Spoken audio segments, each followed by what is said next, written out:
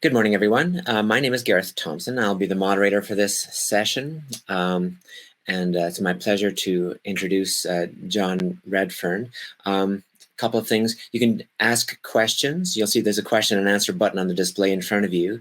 During the talk, please feel free to type in a question that you would like our speaker to answer, or you can upvote a good question that you would like them to answer. You can also talk to our speaker. They will be available immediately after this workshop at the Renewable Energy Networking table. And now it's my pleasure to introduce John Redfern, who's an expert investor, advisor, and serial entrepreneur in the data analytics, oil service, and energy tech areas. John has spent his career in executive roles at multiple international oil and oil service companies and spent 13 years in China co-founding a series of startups, the most recent of which is Local Gravity, the leading retail data analytics platform in China. As a director, executive, and advisor over the years, John has specialized in commercial strategy, negotiations, alliancing, and private equity. John holds a degree in engineering physics from Queen's University in Kingston. That's where I got my engineering degree, John. Law degrees from McGill University in Montreal, and an MBA degree from ISED in France. John is joining us through the audio for his presentation is coming through my phone. So, John, I'll invite you to speak slowly and clearly, and we'll as the session is being recorded and people want to hear what you have to say. Over to you. I'll be back on stage in 12 or 13 minutes. Cheers. Okay, thank you for that, Gareth, and for the nice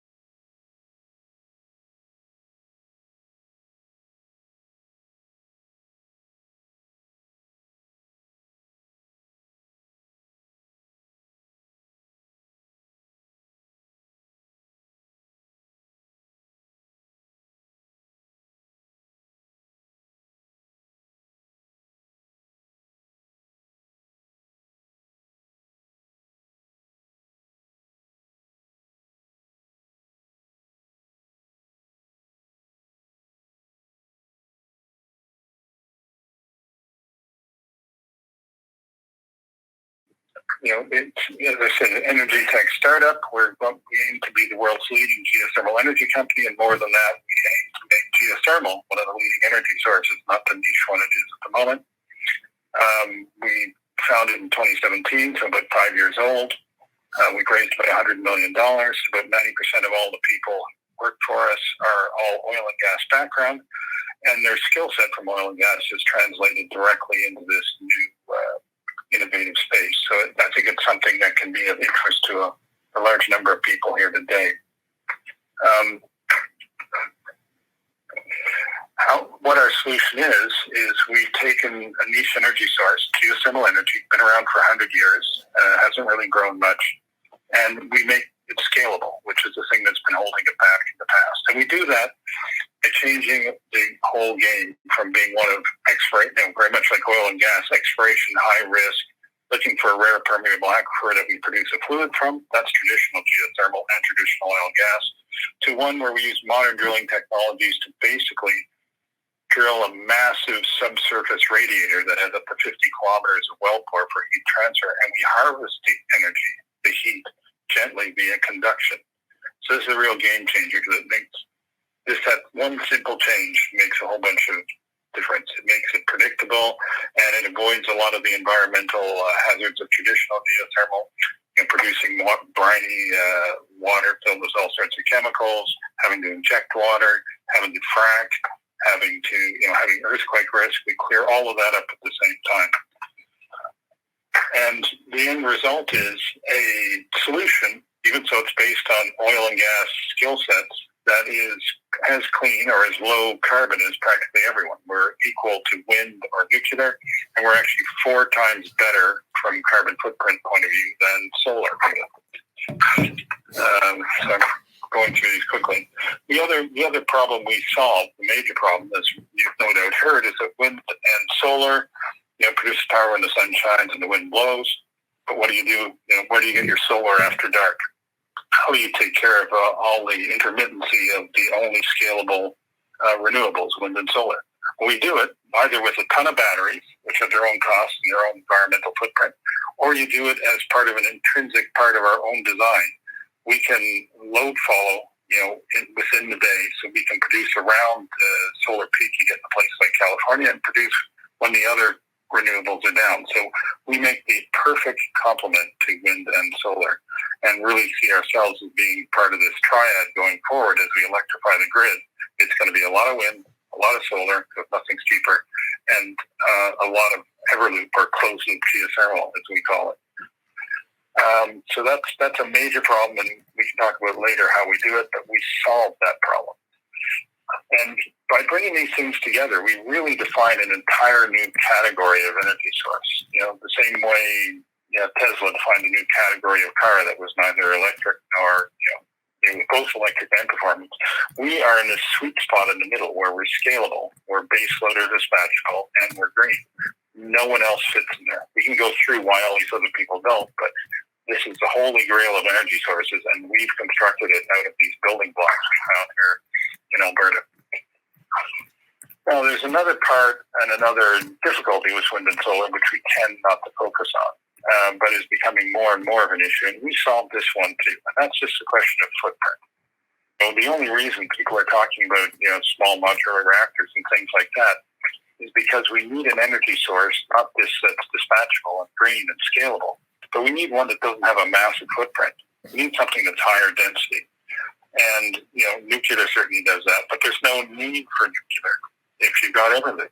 Because Everloop, you look at the same particular megawatt of capacity, it takes, 30 times as much land to do that with solar, 300 times as much land to do that with wind. And as you're taking the grid and you're making it all green, and then you're doubling or tripling the size of the grid to accommodate the demand from electric vehicles and everything else, all of a sudden you're taking up a lot of real estate. That might be fine if you're in Nevada and you've got a lot of land that you don't mind blanketing with solar arrays. But, if you're like some of our partners, Little Simon Carmack's First Nation up in the Yukon, they don't want to cover their ancestral lands with windmills and solar panels, even if they work in the Arctic, which they don't. But you look at other places like Europe, to go fully green and to electrify everything people want to electrify, like vehicles, it's an insupportable amount of land you're going to use up using this. And the same with places like Singapore, it becomes impossible. So, first solar panels that come in a neighborhood, first windmills, hey, it's sort of beautiful looking, but after a while it gets depressive.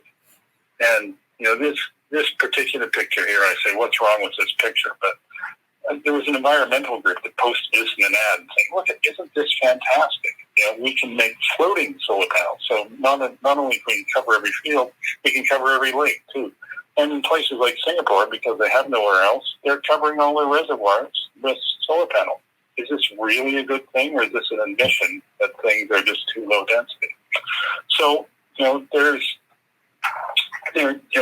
we eliminate that. We say there's no reason you got to, cover every wild space left on Earth just to produce power when there's other higher density ways to do it, like our own solution. Hey, John, I'm just John, just really fast here. Good news and bad news. The bad news is that because of the late start, we have lost a few students from the presentation. And so the Q&A will probably not be a robust and rigorous process. The good news is this is recorded. We are pushing the recording of your excellent talk and this wonderful kind of interesting, provocative topic out through the recording. So just go to 10. I can wrap it up in a few minutes here. Let me wrap it up, and I'll leave some time for questions. Well, in fact, I was going to say, because there may not be any questions and answers, take your time, man. And this is high value messaging, and we'll go to 10:25 in Alberta time, and then take it from there. Thanks. Okay. Thanks, Gareth. So I've sort of outlined, our vision and the product we're producing and scaling up, and that is interesting in its own right. I think the other thing I promised to talk about is, to bring the startup sort of perspectives to this, not the shell spec perspective, then what can people take away from our experience? And there's a few things that are not intuitively obvious. One of them is that good opportunities like this, they always start not with a solution. Someone says, "Oh, look, I have a great idea." It's more, it starts with the problem. In our case, with my co-founder and I, Paul Cairns, the problem was, the oil and gas sector in Alberta has been, not booming, let's say, since about 2014. We had problems here before a bunch of other jurisdictions for the pipeline access and a few other things. But that means there's been a large amount of really talented people with a lot of interesting skill sets looking for career alternatives. So that's a big problem, but it's a big opportunity at the same time. At the same time, what really got our mind thinking was there was an $80 billion unfunded abandonment liability in the form of orphan wells or suspended and not yet abandoned oil wells. And we sort of said, there's got to be a better way to spend $80 billion than turning a bunch of postage stamp areas of oil and gas infrastructure into grass. And so one of the things we started thinking about, like a lot of people, well, can some of these things be repurposed for geothermal energy? We came to the conclusion that they couldn't in any sort of really scalable way that was going to make an impact on the climate. But that got us asking other questions, such as, why is there no geothermal power production in Canada, period? And we realized the geology wasn't that conducive to it. And that got us thinking, well, how can we make a geothermal system that works everywhere and anywhere and thus become purely scalable? And so that's what kicked us off. Those three problems and figuring how we knit those together and come up with a solution. And then the other takeaway I'd say, because I've seen people do startups all around the world, in China for 13 years, et cetera, et cetera. And one of the keys that I think a lot of people miss is you want to build on your strengths. You want to look at the local environment and say, okay, I see a problem, but how do I use what I have at hand to find the solution? And there's a few areas of excellence in Alberta, but the biggest one and the most obvious one is the oil service sector, which is one of the most competitive and innovative in the world. And, how can we build on those roots? It's all great that we're putting in solar panels and windmills and everything else, and that helps green the grid in an efficient way, and it helps us help the overall climate. But it doesn't build wealth for Alberta. Installing a bunch of solar panels, I'm going to be provocative here, installing a bunch of solar panels built in China, China owns that market, not us. But what we offer here is something that's built on the very things that we're the world's best at. There's some of this directional drilling, doing mega projects like the oil sands, drilling multilateral wells like we do in the oil sands. These are unique skill sets we have here, and the people are available, the equipment is available, and so this is why we were able to take all these local assets, these local business partners, knit them together in an ecosystem that can support us, that we can take on the world and export this technology. And it's only if you do something that's best in the world that you can export that you're actually going to create the wealth that Albertans are used to or want to maintain for their kids and grandchildren. So I think that's an important thing to remember if you're really building companies that are going to change the world. The other thing that's important is you got to swing for the fences. When we started geothermal, everyone thought geothermal was going nowhere, and within geothermal, everyone thought closed loop was going nowhere. It was felt it was an idea that was never going to come. And despite much ridicule, we saw enough promise at the start. We said, we don't really know if we can take this all the way. But we're going to start off with a hypothesis that closed loop is a solution and then operate under that assumption. Same way, Elon Musk did with Tesla. You start with an assumption and then you say, shit, how do I make this cheaper and cheaper and cheaper and better and better and better using every different avenue I can? And you may crash and burn, but unless you're swinging for the fences, you're not going to make it all the way. The other thing I would say is you got to break some plates. You got to risk upsetting a few people or being contrarian, and that is definitely something we've done. And we've tried to do that both substantively and image-wise too. It's important everything works together. This is a scene from one of our many videos. What are we doing making videos? Well, because we want people to not when they look at us, I don't want them to see what they'd expect a Calgary-based geothermal company to look like. We want them to be, surprised, because it's only by surprising them and startling them that people are even going to give geothermal a second look. Everyone had already, when we started out, it's changed now in the last couple of years, but when we started out 4 or 5 years ago, everyone already assumed that geothermal was going nowhere, including all the big oil companies. And we had to change our mind. Chevron divested of all their geothermal, $3 billion worth, 4 years before they turned around and decided to invest in us. We made them take a second look, and then you got to break some plates to do that. And we also do that by introducing completely new terminology to redefine the space. We talked about Zelfers in our Rolling Stone article, zero emitting load following resources. We've got this German concept of the Vollmitschau, which we just published in the New York Times. Again, non-traditional messages in non-traditional venues to sort of shock people. And just for fun, we've got our homage to Stanley Kubrick in 2001. The image that we're using in a lot of our advertising is this obelisk for a bunch of reasons. But these things are actually appearing. This is a side of a building in Brussels. We've got stuff showing up in the Palm Desert. It's an actual obelisk. At the Geothermal Rising Conference, we have that. So these things they're shocking people. People are stopping and going, what the hell is that? Scanning the QR code and being informed. And we're being that radical. So every element, not just the engineering. But the main thing we do to shock people is we engage in some world's first, like the world's first ever loop demonstration project we did near Rocky Mountain House. It's only 2 kilometers by 2.5 kilometers and a couple of multilaterals. So it's not a commercial scale, but it's field scale. Cost about $12 million. We've done that, and it's been operating for the last 2 years very successfully. Confirmed all our technology. Now where we're at now is again, to take things the next step and to break some plates and make people take notice. We're doing things at commercial scale. The first one is going to be at Garrett's Reed, just outside of Munich.